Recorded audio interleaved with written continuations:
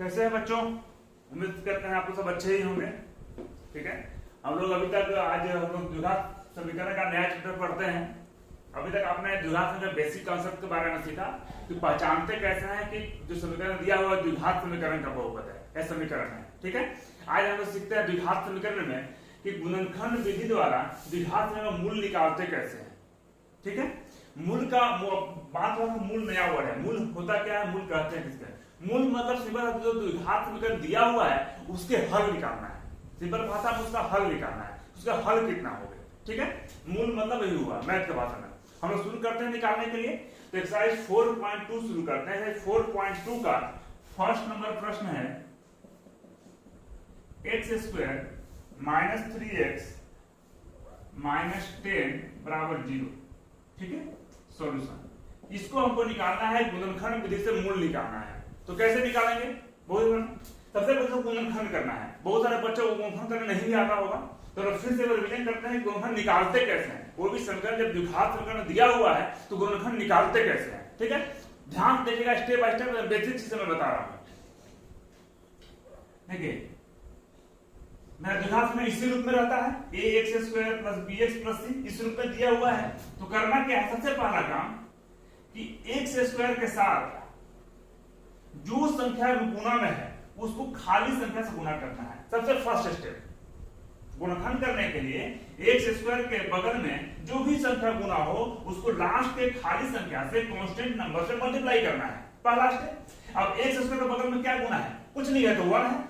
इस 1 को 10 से गुणा करेंगे। अब गुणा करेंगे, माइनस में ध्यान नहीं देना है, इसे बाद में ध्यान देंगे। ठीक है, तो 10 को गुणा करेंगे, वहां से कितना होगा? 10 × 1 = 10। और उसके फिर 10 को जो है हम लोग अभाज्य गुणनखंड में तोड़ते हैं। कैसे तोड़ेंगे?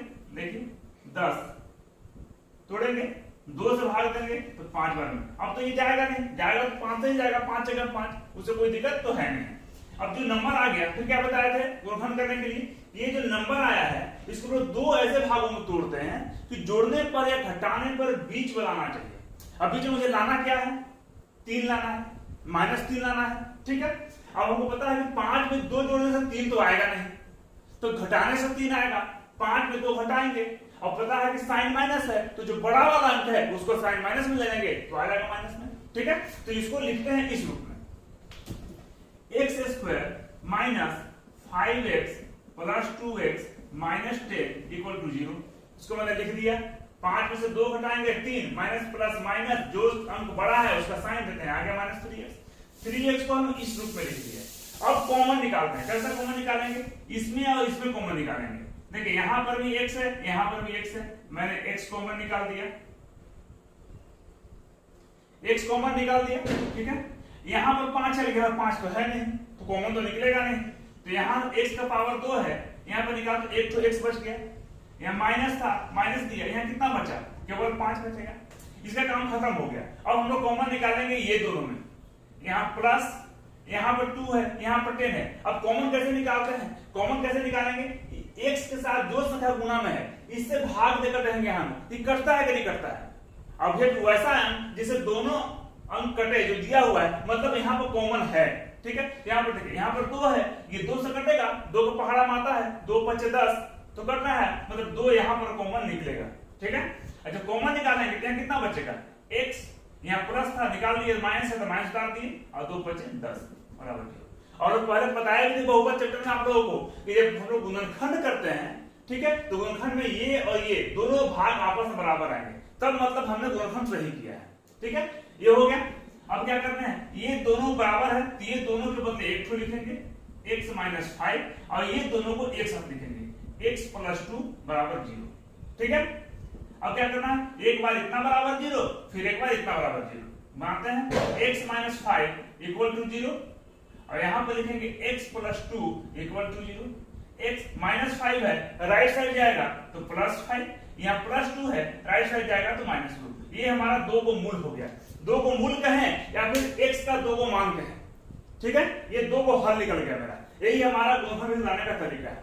ठीक है, एक हम लोग अगला क्वेश्चन देखते हैं, एक बार फिर से देखते हैं। सेकंड नंबर क्या है?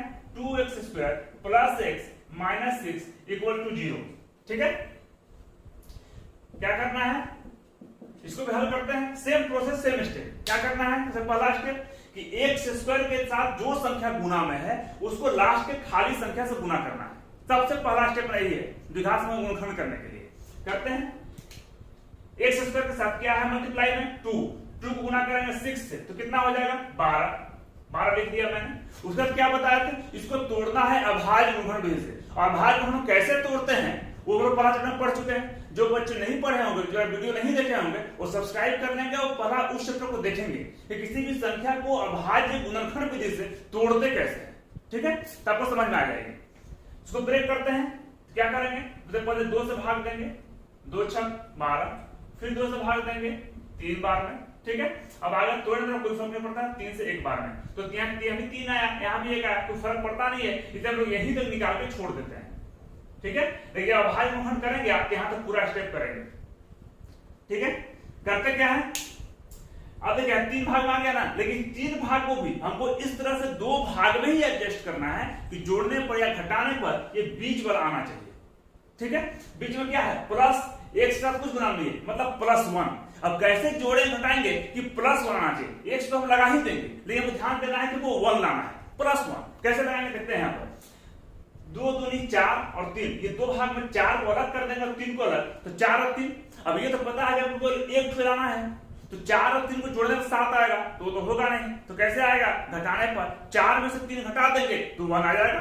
ठीक है, तो यहां पर लिखते हैं 2x² प्लस, चूंकि प्लस में लाना है तो जब तक बड़ा सा है वो प्लस में नहीं लिखेंगे, प्लस में नहीं आएगा, तो बड़ा सा है वो प्लस में लिखते हैं, +4x माइनस 3x माइनस 6 बराबर 0। ठीक है, इसको मैं निकाल देता हूं। फिर क्या बता रहे थे, कॉमन निकालना है। कॉमन कैसे निकालेंगे, यहां पर जो संख्या है दोनों संख्या एक ही संख्या से कट रहा है कि नहीं, कट रहा है मतलब कॉमन है। अब देखिए आप 2 है, अगर 2 कॉमन निकालते हैं तो 2 से इसमें डिवाइड करके कटता है नहीं, तो 2 दूनी 4 कट जाएगा, मतलब 2 कॉमन है, तो 2 से कॉमन निकालेंगे। ठीक है, यहां पर x का पावर 2 है, यहां भी एक तो x है, तो एक तो x तो कॉमन जाएगा, तो एक तो x कॉमन निकाल दूंगा मैं, निकाल दिया। अब यहां पर कितना बचा, 2 कॉमन निकल गया, एक x कॉमन निकल गया, बचा कितना सिंगल x, तो उसको मैं लिख दूंगा यहां पर प्लस, यहां पर x निकाल लिए तो एक ही x था, एक x निकल गया तो गायब हो गया, बचा केवल कितना, यहां 2 बचा। फिर माइनस निकालेंगे, यहां 3, अब 3 से भाग देते हैं 6 में, कटता है नहीं कटता है, 3 के टेबल में 6 आ गया, मतलब 3 भी कॉमन जाएगा। देखिए 3 दूना 6 टेबल में आ रहा है, मतलब 3 कॉमन जाएगा। 3 कॉमन निकाल दिए, यहां पर x है लेकिन यहां पर x नहीं है, मतलब x कॉमन नहीं जाएगा। ठीक है, तो छोड़ देते हैं, यहां कितना बचेगा x। अब चूंकि माइनस कॉमन निकाले हैं तो माइनस माइनस क्या हो जाएगा प्लस, और यहां कितना बचेगा 2 बराबर 0। ठीक है, देखिए जब गुणनखंड किए तो ये बीच बराबर ध्यान दीजिएगा, मिलाने का तरीका है। देखिए यहां भी x + 2, यहां भी x + 2, दोनों आपस में बराबर है। ठीक है, सोल्व करते हैं, x + 2 x + 2 दोनों के बदले 1 x + 2, अब ये दोनों को एक साथ 2x - 3 बराबर 0।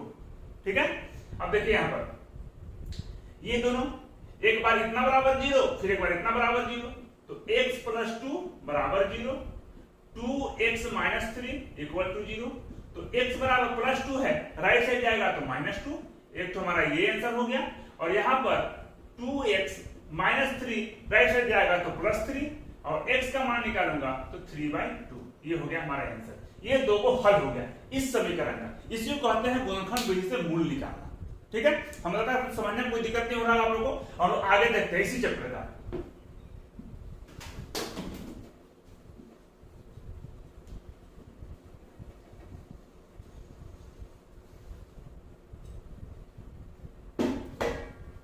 अब देखते हैं पहला काम, 3rd नंबर। ठीक है, √2x² + 7x + 5√2 = 0। ठीक है, सॉल्यूशन। अब देखिए यहां बच्चे ऐसा रूट देखकर कंफ्यूज होते हैं, रूट देखकर कि सर रूट है कैसे फैक्टर होगा, बहुत टफ लग रहा है। ऐसा कोई टफ नहीं है, जो प्रोसेस पहले किए सेम प्रोसेस इसमें भी करना है, सेम प्रोसेस, आपका प्रोसेस सही होना चाहिए। ठीक है, हम चलते हैं, पहला प्रोसेस क्या है कि x² के बगल में जो संख्या गुना में है उसको लास्ट के खाली संख्या से गुना करते हैं, सबसे पहला स्टेप है हमारा। ठीक है, तो गुना करते हैं, देखिए √2 को गुना करेंगे √2 से, तो √2 और √2 कितना होगा 2, एक 5 है यहाँ पर, तो 2 5 है कितना होगा 10, 10 टूट गया मेरा, गुना कर देंगे। अब क्या होता है, इसको फिर तोड़ते हैं हम लोग अभाज्य गुणनखंड विधि से, भाग देंगे 2 से 5 बार में, 2 5 10, अब जाएगा तो 5 ही जाएगा, कोई दिक्कत उससे नहीं है। ठीक है, अब क्या होता है, ऐसा भाग में इसको ब्रेक करना है 2 भागों में, तो जोड़ने पर या घटाने पर बीच वाला आना चाहिए।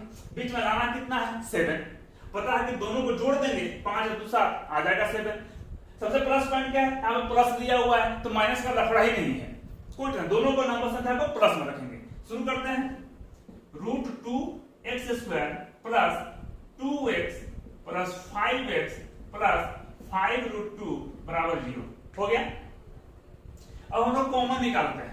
अब देखिए इसमें कॉमन निकालने बच्चे बहुत कंफ्यूज करते हैं, कोई जरूरत नहीं है, आपको मैं देखता दिखाता हूं। ये 2 को मैं लिख सकता हूं √2 गुना √2, अभी हम लोग गुना किए थे, तो √2 को √2 से गुना करेंगे तो 2 होगा, तो उसे 2 को √2 गुना √2 लिख दिए। और जब लिख दिए यहाँ पर √2 कॉमन हो गया, दोनों में √2 कॉमन निकल जाएगा, निकालते हैं, यहाँ भी √2 यहाँ भी √2 कॉमन निकाल दिया मैंने। ठीक है, यहाँ पर x का पावर 2 है, यहाँ पर एक तो x है, एक तो x कॉमन निकाल दे। इसको मैं मिटा देता हूँ, एग्जाम में इसको लिखना नहीं है, मैं समझने के लिए लिख दिया था यहाँ पर। ठीक है, हो गया। यहाँ पर कितना बचेगा, यहाँ केवल एक तो x बचेगा, प्लस यहाँ कितना बचेगा, एक तो √2 बचेगा। ठीक है, फिर प्लस इन दोनों में क्या कॉमन जाएगा, यहाँ भी 5 है, यहाँ भी 5 है, मैंने 5 कॉमन निकाल दिया। यहाँ पर x है, यहाँ पर तो x है नहीं, तो केवल 5 कॉमन निकलेगा। यहाँ कितना बच गया x, यहाँ कितना बच गया √2 इक्वल टू 0। देखिए यहाँ पर भी x प्लस √2, यहाँ पर भी x प्लस √2, दोनों बराबर आया है, तो ये दोनों को मतलब एक तो लिखेंगे x प्लस √2, ये दोनों को एक साथ लिखेंगे, √2x प्लस 5 बराबर 0। ठीक है, इसके बाद इतना इक्वल टू 0, फिर इतना इक्वल टू 0, तो x प्लस √2 इक्वल टू 0 और √2x प्लस 5 इक्वल टू 0। ठीक है, x बराबर प्लस √2 है, राइट साइड जाएगा तो माइनस √2 हो गया आंसर। √2x प्लस 5 है, राइट साइड जाएगा तो -5, तो x इक्वल टू -5/√2 आंसर। ये हमारा दो को मूल निकल गया। ठीक है, इसको हम मिटा देते हैं, फिर हम आगे बढ़ते हैं।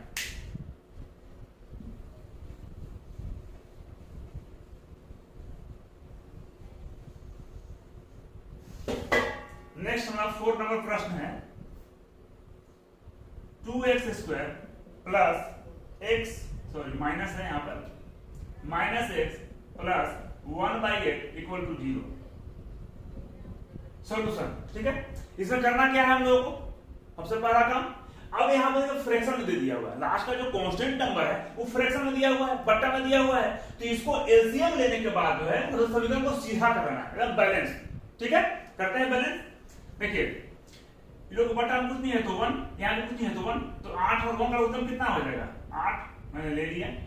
भाग देंगे तो यहाँ 16x² माइनस 8x प्लस यहाँ 1 बराबर 0, बटा में कुछ नहीं है तो 1, सीधे से गुना कर देंगे, तो 1 से गुना करेंगे तो ये सेम टू सेम नीचे उतर जाएगा।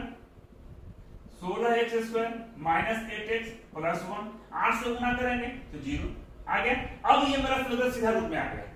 ठीक है, अब यहां से प्रश्न तो आपको पता ही है, हम शुरू करते हैं के लिए क्या करना है, हम लोग सबसे पहला स्टेप क्या है, x² की संख्या, बाद संख्या जो गुना में है उसको खाली संख्या से गुना करते हैं, तो करते हैं गुना। 16 एकम 16 हो गया, 16 एकम 16। अब 16 को तोड़ेंगे हम लोग, भाई को घर भेज दें, तोड़ देंगे, कितना 2 से जाएगा 8 बार में, फिर 2 से देंगे 4 बार में, फिर 2 से देंगे 2 बार में, ये हो गया हमारा ना। अब देखिए हमको लाना बीच में कितना है, -8 लाना है। ठीक है, अब इसको ऐसा 2 भाग में सेट करना है कि जोड़ने पर बीच वाला माइनस आना आ जाए। ठीक है, देखिए यहाँ पर 2 दूनी 4, 2 दूनी 4, 4 और 4 8। एक और ध्यान रखना है, जो संख्या 2 भागों बांट रहे हैं उसको गुना करने पर ये भी आना चाहिए। अब देखिए इसको 2 भाग बांटेंगे, 2 दूनी 4, 2 दूनी 4, 4 4 8 होगा, और 4 4 को गुना करेंगे तो 16 भी आएगा। ठीक है, लिखते हैं इसको। अब चूंकि माइनस में है, हमको पता है कि माइनस में जब दोनों संख्या माइनस में होता है तभी जुड़ता है और साइन माइनस होता है। ठीक है, तो यहाँ पर दोनों संख्या को माइनस में रखेंगे, रखते हैं इसको। 16x² -4x plus 1 equal to 0 हो गया। अब कॉमन निकालते हैं। अब देखिए यहाँ पर 4 है, यहाँ पर 16 है, 4 कॉमन जाएगा कि नहीं, भाग देके देखते हैं। तो 4 से कटता है, चल चुका 16, मतलब 4 कॉमन है, तो 4 कॉमन निकालेंगे। यहाँ पर x का पावर 2, यहाँ x का पावर 1, तो एक तो x कॉमन निकल जाएगा, निकल गया। अब हो गया, यहाँ कितना बचेगा, 4 से भाग देंगे तो 4 बचेगा। x का पावर 2 था, एक x कॉमन निकाल दिए, निकल गया 1x। यहाँ माइनस, यहाँ 4x था, अब 4x पूरा कॉमन निकाल लिए तो क्या बचा 1, ठीक है। फिर यहाँ पर माइनस है तो माइनस निकाल लिए।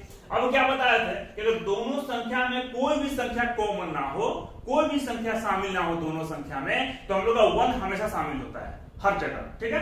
ये दोनों में कुछ भी कॉमन नहीं है तो हम लोग यहाँ पर 1 निकाल लेंगे कॉमन, ठीक है।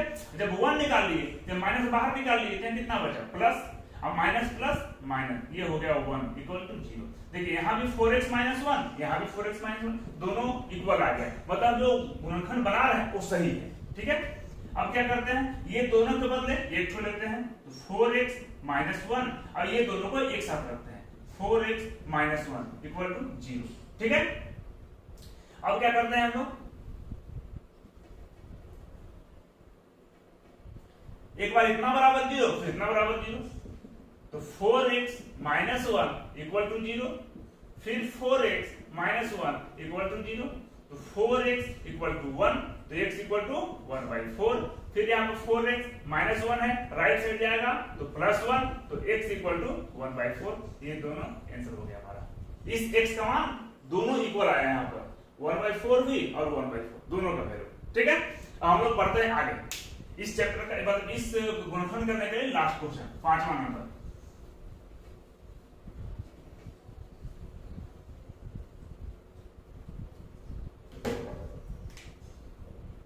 पांचवा नंबर, ठीक है। 100x² minus 20x plus 1 equal to 0, ठीक है। इसको हल करते हैं, समीकरण सीधा दिया हुआ है, कैसे हल करना है बताए हुए हैं कि एक संख्या के साथ जो संख्या गुना में है उसको लास्ट के खाली संख्या से गुना करना है, ठीक है। तो गुना कर देते हैं, 100 एकम 100, और 100 को तोड़ेंगे हम लोग अभाज्य गुणनखंड विधि से, तोड़ेंगे 2 से 50 बार में, फिर 2 से 25 बार में, फिर 5 से 5 बार में।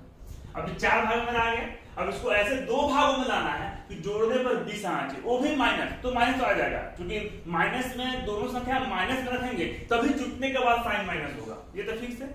अब देखते हैं कि जोड़ने पर आता है घटाने पर आता है, हमको 20 लाना है, कैसे लाएंगे 20, देखिए 5 दूनी 10, 5 दूनी 10, मतलब 10 10 जोड़ेंगे तो 20, और 10 10 गुना करेंगे तो 100, दोनों आ जाएगा, मतलब 10 10 टूटेगा, ठीक है। तो 10 हम जोड़ते हैं इसको, 100x² माइनस 20 को तोड़ेंगे तो 10x minus 10x plus 1 equal to 0, ठीक है।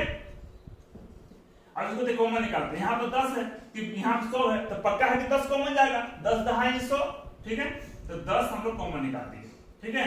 यहाँ पर x का पावर 2 है, यहाँ पर x का पावर 1 है, तो एक तो x कॉमन निकल जाएगा, निकाल दिया मैंने। यहाँ कितना बचा, यहाँ 10, यहाँ पर एक तो x माइनस, यहाँ पर 10x था, 10x पूरा निकाल दिए तो केवल बचा 1। फिर यहाँ पर माइनस, फिर देखिए ये दोनों में कोई संख्या कॉमन नहीं है, जस्ट पिछला प्रश्न का पुनरावृत्ति है, ये दोनों में कोई अंक कॉमन नहीं है। जब कुछ कॉमन नहीं है तो 1 कॉमन निकाल देंगे, यहाँ पर मैंने लिख दिया 1, ठीक है। यहाँ कितना बचेगा 10x और माइनस प्लस माइनस, तो 1 इक्वल टू 0। देखिए यहाँ भी बराबर, यहाँ भी बराबर। आप लोग जब गुणनखंड विधि से बनाएंगे तो इसको जरूर मैच कर दीजिएगा, ताकि आप बोल रहे हैं कि हम जो गुणनखंड बना रहे हैं वो सही बन रहा है, उसका आंसर भी सही आएगा, ठीक है।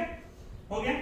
अब ये दोनों को एक साथ रखेंगे तो 10x माइनस 1, अब ये दोनों को एक साथ रखेंगे 10x माइनस 1 इक्वल टू 0। एक बार इतना बराबर 0, फिर इतना बराबर 0, तो 10x माइनस 1 इक्वल टू 0, फिर 10x माइनस 1 इक्वल टू 0।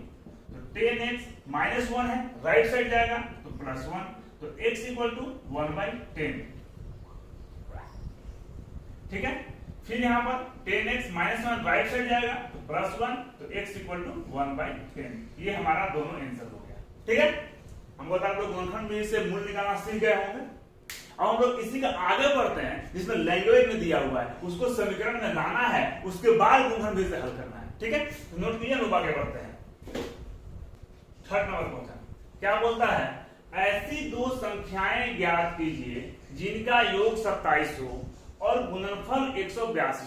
मतलब ऐसा दो को संख्या निकालना है कि दोनों संख्या को जोड़ने पर 27 आना चाहिए और दोनों को गुना कर दे तो 182 आना चाहिए। ठीक है, हम लोग हल करते हैं। तो दोनों संख्या दिया हुआ तो नहीं है, वो मेरे लिए अनजान है, तो हम लोग बनाते हैं, मान लेते हैं इसको। माना पहली संख्या बराबर x और दूसरी संख्या बराबर, दूसरी संख्या कितना होगा? अब सिंपल सा बात है कि भैया आपको दोनों संख्याओं का योग 27 हो, अगर एक को x मान लिए, दूसरा कितना होगा? 27 में से इसको माइनस कर देंगे। उदाहरण दे रहा हूं कि मेरे पास अगर 10 रुपया है, ठीक है, हम लोग दो दोस्त हैं, दोनों को दोस्त पर मिलाकर 10 रुपया है, एक दोस्त के पास 5 रुपया है, तो कितना बचा? 5 रुपया। ठीक है, वही चीज यहां पर करना है कि दोनों संख्याओं को जोड़ने पर 27 आना चाहिए, उसमें से एक संख्या मालूम हो गया x, तो दूसरा संख्या निकालने के लिए इस 27 में से माइनस कर देंगे, तो कितना हो गया? 27 माइनस 1, ये हो गया हमारा दूसरा संख्या। ठीक है, अब प्रश्नानुसार से क्या बोलता है? सेकेंड स्टेप में क्या बोलता है कि दोनों संख्याओं को गुना करने पर 182 आना चाहिए। यही दो संख्या है, ये दोनों संख्या गुना कर देते हैं, तो x गुना 27 माइनस x बराबर 182। ठीक है, अब इसको हल करते हैं, गुना करेंगे x गुना 27 तो 27x plus minus minus x गुना x स्क्वायर बराबर 182। इस सबको उठा के उधर ले जाएंगे, तो उधर ले जाएंगे तो हो जाएगा प्लस में, ये हो तो हो जाएगा माइनस में, और ये तो ऑलरेडी प्लस में उधर है तो 182। ठीक है, अब इसको गुणनखंड करते हैं। बताया था गुणनखंड करने के लिए कैसे करेंगे कि x स्क्वायर के साथ जो संख्या गुना में है उसको लास्ट के कांस्टेंट संख्या से, मतलब खाली संख्या से गुना करते हैं। तो करते हैं गुना, x स्क्वायर के बगल में क्या गुना है? कुछ नहीं है, तो 1। इस 1 को गुना करेंगे 182 से, तो कितना आएगा? 182। अब 182 को हम तोड़ेंगे अभाज्य गुणनखंड विधि से। ठीक है, तोड़ते हैं तो 2 से भाग देंगे, तो 2 9 18, 2 एकम 2। ठीक है, फिर 7 से भाग लेगा, 7 से 13 7 91। ठीक है, लाना कितना है? 27। तो देखिए इसको दो भाग में तोड़ेंगे कि जोड़ने पर या घटाने पर 27 आना चाहिए। ठीक है, तो देखिए 7 दूनी 14 और 13, 14 13 कितना हो जाएगा? 27। अब साइन है माइनस, तो दोनों संख्या को रहेंगे माइनस में, रखते हैं यहाँ पर x square minus 14x minus 13x plus 182 बराबर 0। ये दोनों में क्या कॉमन जाएगा? तो x निकाल लिया, यहाँ पर x का पावर 2 था, एक तो x बच जाएगा, या माइनस एक तो x निकाल दिए तो क्या बचा? केवल 14। ठीक है, माइनस यहाँ पर 13 है, यहाँ 182 है, यहाँ पर 13 कॉमन निकाल लेंगे और 13 से भाग देंगे तो कितना बचेगा? 14 बचेगा केवल। ठीक है, यहाँ कितना बच गया? x माइनस प्लस माइनस भाग देंगे तो कितना बचेगा? 14 बराबर 0। यहाँ बराबर आ गया। ठीक है, हम लोग करते क्या है, ये दोनों को बदले एक तो लिखेंगे x माइनस 14 और ये दोनों को एक साथ लिखेंगे x माइनस 13 बराबर 0। एक बार इतना बराबर 0, एक बार इतना बराबर 0, तो x माइनस 14 बराबर 0। ठीक है, तो x बराबर 14, एक बार x माइनस 13 बराबर 0, तो x बराबर 13। ये हमारा दो को संख्या आंसर हो गया। अब दोनों संख्या देखिए जो क्वेश्चन बोला उसको फुलफिल कर रहा है कि एक बार चेक कर लेते हैं हम लोग। क्या होता है? दो संख्याएं ज्ञात कीजिए, दोनों को जोड़ने पर 27 आना चाहिए। अब दो को संख्या निकाले है ना, 14 और 13, ये दोनों को जोड़ने पर 27 आता है कि नहीं चेक करते हैं। तो देखिए 14 और 13 27 आ गया। ठीक है, दूसरा बोलता है कि दोनों को गुना करने पर 182 आना चाहिए, तो ये दोनों को गुना कर देंगे, तो गुना करके देखिए 182 आ जाएगा हमारा। देखते हैं 14 में 13 से, 13 चौका 52 का 2, हाथ में सिर्फ 5, 13 कम 13 और 5 18, आ गया 182। ठीक है, मतलब जो आंसर निकाले हैं वो सही निकाले हैं। ठीक है, इसको नोट किया जाए और हम आगे बढ़ते हैं। चलो आगे देखते हैं। ठीक है, 4 नंबर क्या बोलता है कि दो क्रमागत धनात्मक पूर्णांक ज्ञात कीजिए जिनके वर्गों का योग 365 हो। मतलब ऐसा दो क्रमागत मतलब लगातार, ऐसा दो लगातार संख्या ज्ञात करना है जिसका स्क्वायर करने के बाद जोड़ेंगे तो 365 आना चाहिए। ठीक है, हम लोग हल करते हैं इसे। तो माना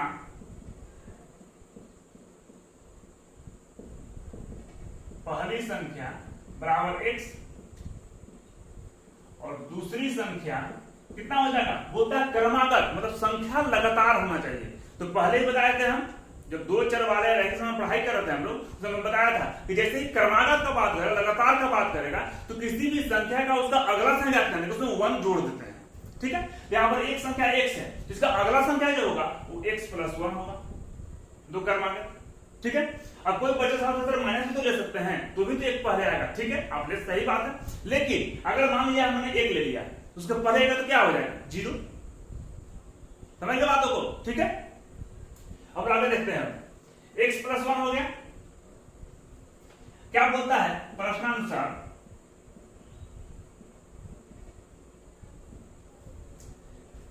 दोनों को वर्ग करेंगे तो 365 आना चाहिए इसका योग।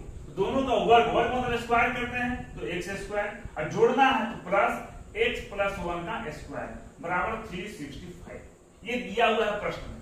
ठीक है, तो कैसे हल करेंगे? ये तो x², ठीक है, इसको तोड़ेंगे a + b का होल स्क्वायर, जो पहले मैंने बताया था फॉर्मूला आपको। ठीक है, क्या फॉर्मूला? एक को a मानेंगे, एक को b मानेंगे, तो क्या हो जाता है? a², तो x का स्क्वायर प्लस 2ab, तो 2 × x × 1 प्लस b², b का क्या है? 1 का स्क्वायर 1 बराबर 365। ठीक है, x² दोनों जोड़ेंगे कितना हो जाएगा? 2x² प्लस 2 × 2 तो 2x plus 1, 365 right side plus में है, लेफ्ट साइड ले आएंगे तो माइनस में, तो -365 = 0। 2x² plus 2x plus minus एक माइनस कर देंगे तो कितना बच जाएगा? 364 बराबर 0। देखिए सब सम संख्या दिख रहा है, तो 2 कॉमन निकल जाएगा, यहां से 2 कॉमन निकाल देंगे, कितना बचेगा? x² प्लस x माइनस भाग देंगे, कितना हो जाएगा? 182 बराबर 0। ठीक है, अब इसको देखिए, 2 जाएगा तो बटा में तो खत्म हो जाएगा, x² प्लस x माइनस 182 बराबर 0/2, तो x² प्लस x माइनस 182 बराबर 0। ठीक है, ये मेरा समीकरण आ गया। अब इसको हम लोग हल करते हैं, फिर वही स्टेप। तो बच्चों ये जो प्रश्न है पिछला क्वेश्चन का ही पुनरावृत्ति है, याद कीजिए। जो संख्या जो क्वेश्चन था तो क्या था? दो संख्याओं का गुणनफल 182 था। ये सर क्या आया था? 13 और 14। ठीक है, इसको लिख दे, तोड़ देते हैं। x² plus 14x minus 13x minus 182 बराबर 0। ठीक है, यहां से x कॉमन निकालेंगे तो कितना बचेगा? x प्लस 14, यहां से माइनस 13 कॉमन निकालेंगे, कितना बचेगा? x हो गया, माइनस माइनस प्लस 13 से भाग देंगे तो 14 बराबर 0। ठीक है, ये दोनों बराबर आ गया, तो ये दोनों को बदले एक छोड़ लिखेंगे तो x + 14 और इसको एक साथ लिखेंगे तो x - 13 बराबर 0। ठीक है, तो x + 14 बराबर 0 और x - 13 बराबर 0, तो x बराबर प्लस हो जाएगा तो -14 और x - 13 हो जाएगा तो +13। ठीक है, अब देखिए ये दोनों से x का मान लेंगे कौन? ठीक है, कौन सा लेंगे? तो x का मान 13 लेंगे। क्यों? उसके पीछे कारण क्या है? आपके प्रश्न में लिख दिया है कि दो क्रमागत धनात्मक पूर्णांक हमको जब भी लेना है तो पॉजिटिव वाला नंबर लेना है, माइनस नंबर को नहीं लेना है। इन क्वेश्चन में लिख दिया है धनात्मक, ये जो वर्ड लिखा है धनात्मक, यही लिखा है धनात्मक पूर्णांक, इसलिए हम लोग ये हम लोग का x का मान ये नहीं लेंगे। ठीक है, इसको हम लोग काट देंगे तो x का मान कितना हो गया? 13, मतलब एक संख्या वाला निकल गया 13, तो लिखेंगे पहली संख्या बराबर 13 और दूसरी संख्या क्या हो जाएगा? x + 1 था तो x का मान 13, तो 13 + 1 बराबर 14। ये हमारा आंसर हो गया, पहली संख्या 13, दूसरी संख्या 14। ठीक है, इसको नोट कर लिया, फिर हम लोग आगे बढ़ते हैं। तो पांचवा नंबर क्वेश्चन क्या दिया हुआ कि एक समकोण त्रिभुज की ऊंचाई इसके आधार से 7 सेंटीमीटर कम है। तो पहले लोग आते हैं समकोण त्रिभुज, ये है समकोण त्रिभुज। ठीक है, मान लीजिए नाम दे दिया, कुछ भी नाम दे सकते हैं आप, ABC नाम दे दिया मैंने। ठीक है, बोलता है इसका ऊंचाई जो है इस आधार से 7 सेंटीमीटर कम है इसका मान। ठीक है, और कर्ण दिया हुआ है, इसको कर्ण बोलते हैं, कर्ण दिया हुआ है 13 सेंटीमीटर, ये फिक्स हो गया हमारा। ठीक है, कंफ्यूजन आधार और ऊंचाई में, तो बोलता है वही अन्य दो भुजा ज्ञात करना है, मतलब आधार और ऊंचाई ज्ञात करना है। ठीक है, तो ये लिखेंगे माना आधार बराबर x सेंटीमीटर। ठीक है, तो ऊंचाई कितना हो जाएगा, क्वेश्चन में लिख दिया है कि ऊंचाई जो है आधार से 7 सेंटीमीटर कम है, मतलब 7 में माइनस कर देंगे, ठीक है। तो कर देते हैं x माइनस 7 सेंटीमीटर, ये कर्ण दिया हुआ है। अब हम लोग समकोण त्रिभुज में एक फार्मूला जानते हैं जिसको पाइथागोरस प्रमेय बोलते हैं। पाइथागोरस प्रमेय से क्या जानते हैं कि कर्ण का स्क्वायर आधार का स्क्वायर प्लस ऊंचाई के स्क्वायर के बराबर होता है, ठीक है। क्या फॉर्मूला होता है, कर्ण का स्क्वायर इक्वल टू आधार का स्क्वायर प्लस ऊंचाई का स्क्वायर, ठीक है। कर्ण का माप कितना है, 13 दिया हुआ है, तो लिख देंगे 13 का स्क्वायर इक्वल टू आधार का माप कितना है x, तो x स्क्वायर, ऊंचाई कितना है x माइनस 7, तो x माइनस 7 का स्क्वायर, ठीक है। 13 का स्क्वायर कितना होता है 169 बराबर x स्क्वायर प्लस ये दोनों को तोड़ेंगे a माइनस b का होल स्क्वायर, फॉर्मूला मैंने पहले लिखा था। क्या होगा, एक को a मानेंगे एक को b मानेंगे, तो x square minus 2ab plus b square मतलब 7 का स्क्वायर 169, ठीक है। ऐसा करते हैं सबको एक बार में एक साथ 169 को उस साइड ले जाते हैं, तो x स्क्वायर कितना हो जाएगा 2x स्क्वायर माइनस है 7 दूनी 14x, ठीक है 14x। अब 7 का स्क्वायर 49, ये 169 है उस साइड ले गए तो माइनस में माइनस 169 इक्वल टू 0, ठीक है। तो 2x स्क्वायर माइनस 14x और हटाएंगे तो कितना बचेगा माइनस 120 इक्वल टू 0, ठीक है। देखिए सब देखिए 2 से कट रहा है सब, 2 7 14 2 60 2 120 मतलब 2 सब में कॉमन जाएगा, तो 2 कॉमन निकाल देते हैं, निकाल दिए x स्क्वायर माइनस कितना बचेगा 7x, या कितना बचेगा माइनस 60 इक्वल टू 0, ठीक है। 2 हो जाएगा तो 0 हो जाएगा, x square minus 7x minus 60 अगर 0 गुना में है तो ये बट्टा में आ गया, तो x square minus 7x minus 60 बराबर 0, ठीक है। ये मेरा समीकरण निकल गया। अब क्या करेंगे, फिर गुणनखंड करने को वही विधि जैसे हम जानते हैं, क्या करेंगे x स्क्वायर के साथ जो संख्या गुना में है उसको खाली संख्या से मल्टीप्लाई करते हैं, तो 60 एकम 60। अब 60 को तोड़ेंगे, अब भाग को हम तोड़ते हैं, कितना होगा 60 को 2 से 30 बार में, 2 से भाग देंगे 15 बार में, फिर 3 से भाग देंगे 5 बार, ठीक है। अब हम लोग बताना बीच में कितना है, जोड़ने चारों ऐसा भाग बांटना है कि जोड़ने पर या घटाने पर 7 आना चाहिए। हम सोचते हैं कि 7 कैसे आएगा, देखिए 2 दूनी 4 तिहाई 12 और 5 मतलब 12 में से 5 घटा देंगे तो कितना बचेगा 7, ठीक है। तो लिखते हैं x square minus 12x plus 5x minus 60 बराबर 0, इसको हम लोग मिटा देते हैं, कॉमन निकालेंगे, यहां पर x से कॉमन निकाल दिया, कितना बचा एक तो x, यहां माइनस यहां से x निकाल दिया तो कितना बचा केवल 12, फिर प्लस यहां 5 है 5 निकाल दिए, यहां कितना बचा x, यहां माइनस का माइनस, अब 5 से भाग देंगे तो कितना बचेगा 12 बराबर 0, ठीक है। अब देखिए x माइनस 12 इक्वल है और जो निकाले हैं सही निकाले हैं, x माइनस 12 लिख दिए, ये दोनों के बदले एक ठो और ये दोनों को एक साथ, x प्लस 5 बराबर 0, एक बार इतना बराबर 0 फिर इतना बराबर 0, तो x माइनस 12 इक्वल टू 0, फिर x प्लस 5 इक्वल टू 0, तो x बराबर 12 x बराबर माइनस 5। अब हमारे पास x का 2 को मान आया, एक ठो आया 12 एक ठो आया माइनस 5, ठीक है। अब x माने किसको है आधार को, तो आधार का 2 को मान आ गया। अब इसमें सबको चूज करना है कि आधार मेरा कौन सा होगा, तो आधार कितना लेंगे 12 सेंटीमीटर।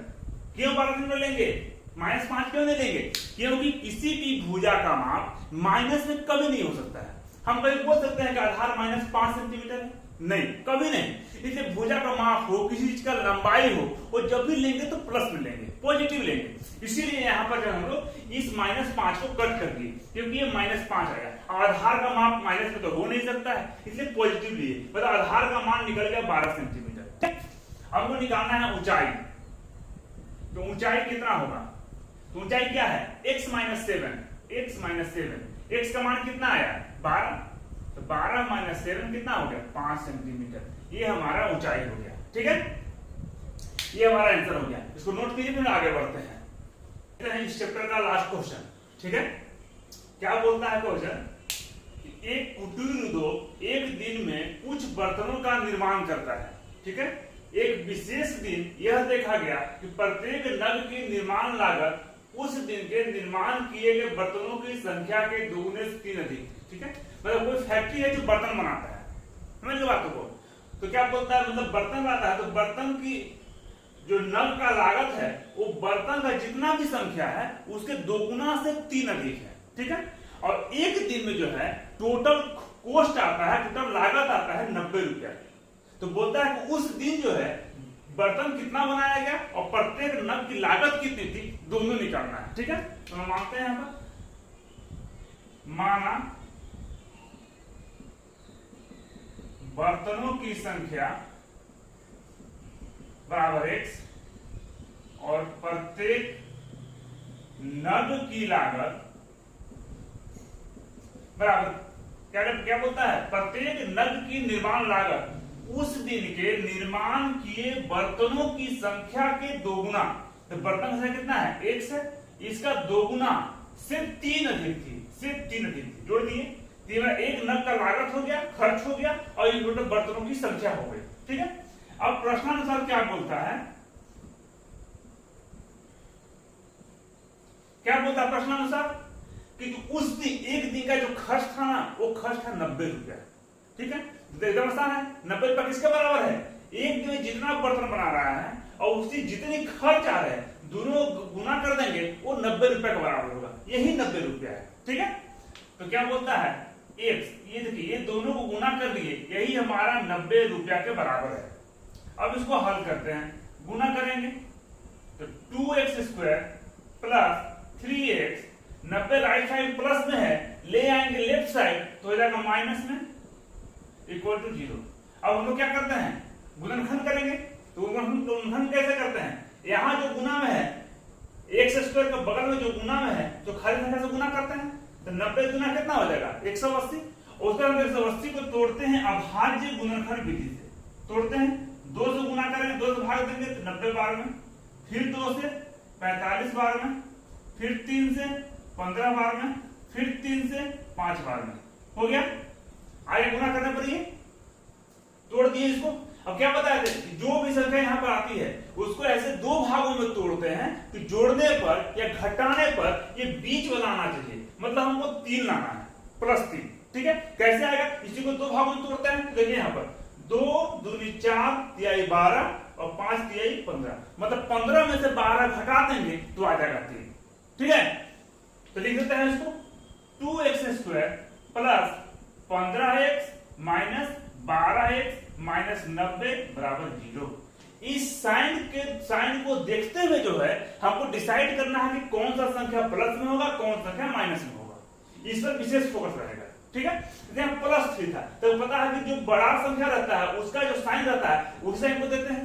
देखिए 15 बड़ा है, यहाँ लाना है प्लस, इससे 15 को प्लस में रखें और 12 को माइनस में रखें। ठीक है, अब हम लोग कॉमन निकालते हैं।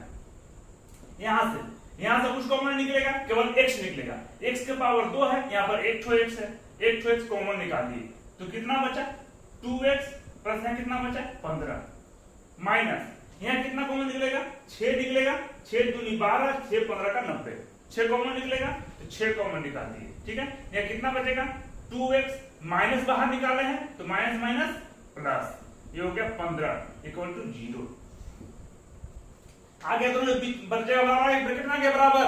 अच्छा बराबर आ गया और जो गुणनखंड निकाले हैं, जो फैक्टर किए हैं वो सही है हमारा। ठीक है, अब क्या करते हैं? ये दोनों के बदले 1 ठो लिखते हैं तो 2x प्लस 15 ब्रैकेट से ये दोनों को एक साथ लिखते हैं, x माइनस 6 बराबर 0। एक बार इतना बराबर 0, एक बार इतना बराबर 0, तो 2x प्लस 15 बराबर 0 और x माइनस 6 बराबर 0। तो 2x इक्वल टू उधर जाएगा तो माइनस 15, तो x बराबर माइनस 15/2। यहां पर x बराबर उधर जाएगा तो प्लस 6। ठीक है, हम लोग आंसर किसको लेंगे, x किसको माना था हम लोग, बर्तनों की संख्या को। तो बर्तनों की संख्या बराबर कितना हो गया 6 आंसर। अब 6 क्यों लिए, ये क्यों नहीं लिए, इसलिए नहीं लिए कि किसी भी चीज का संख्या निगेटिव नहीं हो सकती है। अब वो बर्तन की संख्या तो क्या बोलेंगे कि बर्तनों की संख्या -15/2 है, नहीं वो गलत है। हमेशा किसी भी चीज की संख्या जो है हम लोग प्लस में लेते हैं, धनात्मक, इसीलिए x का मान 6 लिए। तो अब x किसको माना है, बर्तनों की संख्या को। तो बर्तनों की संख्या हो गई हमारे 6। ठीक है, अगला है प्रत्येक नग की लागत। प्रत्येक नग की लागत बराबर 2x प्लस 3 है। ठीक है, तो 2 इंटू x का मान कितना है 6, यहाँ 6 बैठा दिए प्लस 3, तो 6 दूनी 12 प्लस 3 बराबर 15। ये हो गया हमारा आंसर।